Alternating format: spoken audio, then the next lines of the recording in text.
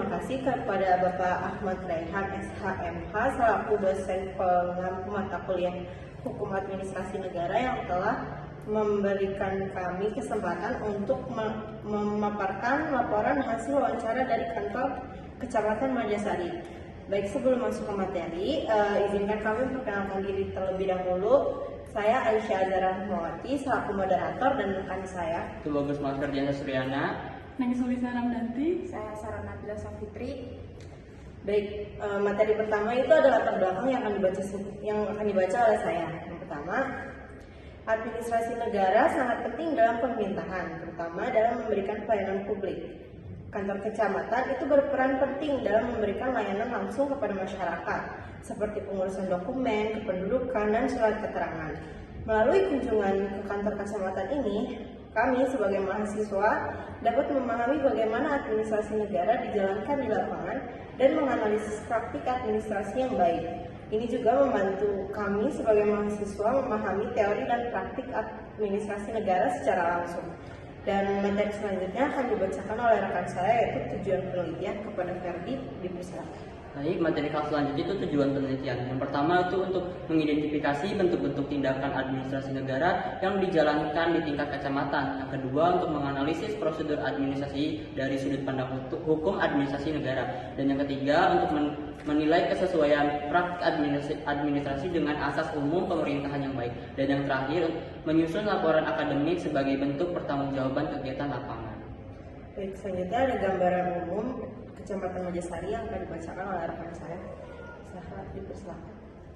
Baik, terima kasih moderator. Di sini saya akan membacakan gambaran umum Kecamatan Majasari. Majasari adalah nama salah satu kecamatan di Kabupaten Pandeglang, Provinsi Banten, Indonesia. Majasari merupakan salah satu dari 4 kecamatan yang menjadi daerah pusat kota di Pandeglang. 4 kecamatan tersebut yaitu Pandeglang, Karangtanjung, Majasari, dan Kaduhejo. Adapun bagian perbatasan geografi Kecamatan Majasari. Di bagian utara ada Kecamatan Cadasari dan Karangtanjung. Di bagian timur ada Kecamatan Karangtanjung dan Pandeglang. Di bagian selatan ada Kecamatan Banjar dan terakhir di bagian barat ada Kecamatan Kaduhejo dan Banjar. Kecamatan Majasari terdiri dari 5 kelurahan, diantaranya ada Sukaratu, Karaton, Cilaja, Saruni, dan Pager Batu. Materi selanjutnya yaitu bentuk tindakan administrasi negara yang akan dibacakan oleh rekan saya, yaitu dipersilakan. Bentuk tindakan administrasi negara yang ada di Kecamatan Majasari ini yang pertama pembuatan kartu tanda penduduk, yang kedua surat pindah, yang ketiga legalisasi dokumen, yang keempat pendaftaran akta kelahiran, dan yang kelima pendaftaran akta kematian, dan yang keenam surat keterangan domisili, dan yang terakhir itu ada perizinan usaha. Oke. Selanjutnya ada hasil wawancara yang akan disampaikan oleh Neng Sulistya. Baik, terima kasih moderator. Di sini saya akan menyampaikan hasil wawancara. Nah, berdasarkan wawancara yang telah dilakukan, dapat dianalisis bahwa prosedur administrasi di kantor Kecamatan Majasari telah dirancang untuk berjalan secara sistematis, efisien, dan sesuai dengan prinsip-prinsip tata kelola pemerintahan yang baik. Setiap tahapan pelayanan administratif telah memiliki mekanisme yang relatif jelas, dengan standar operasional yang ditetapkan dan diterapkan secara konsisten. Nah, hasil wawancara selanjutnya yaitu kita mendapatkan prosedur pelayanan administrasi yang sederhana dan efisien. Itu langkah-langkah sederhana namun terstruktur. Ini menunjukkan bahwa prosedur layanan bersifat user friendly, tidak berbelit-belit, dan mampu menjawab kebutuhan masyarakat.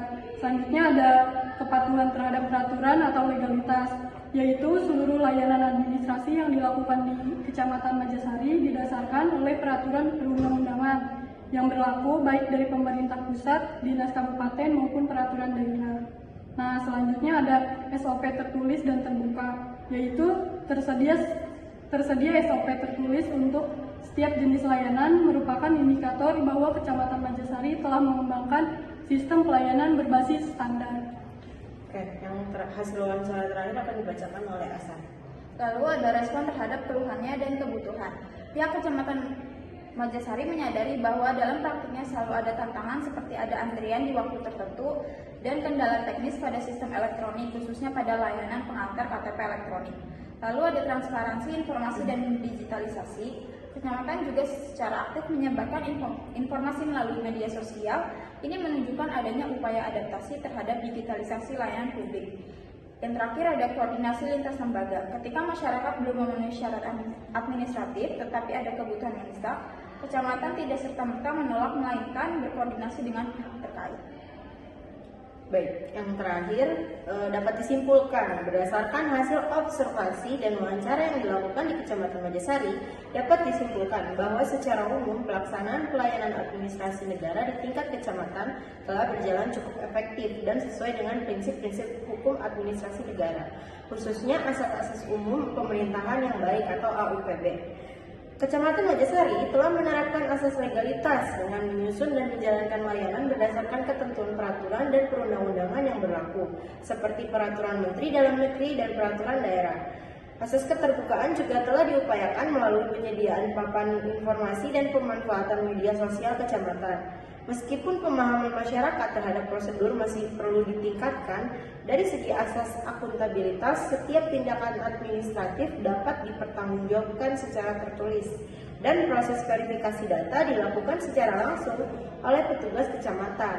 Nah, asas profesionalitas tercermin dari pembagian tugas yang jelas antara seksi dan juga staf, serta upaya untuk meningkatkan pelayanan walaupun dengan jumlah SDM yang terbatas. Dan yang terakhir, asas proporsionalitas juga telah diterapkan dalam pengambilan keputusan administratif di mana keseimbangan antara hak masyarakat dan kewajiban pelayanan pemerintahan itu tetap dijaga. Oke, baik, sekian presentasi dari kelompok kami, kurang lebihnya mohon maaf. Wassalamualaikum warahmatullahi wabarakatuh.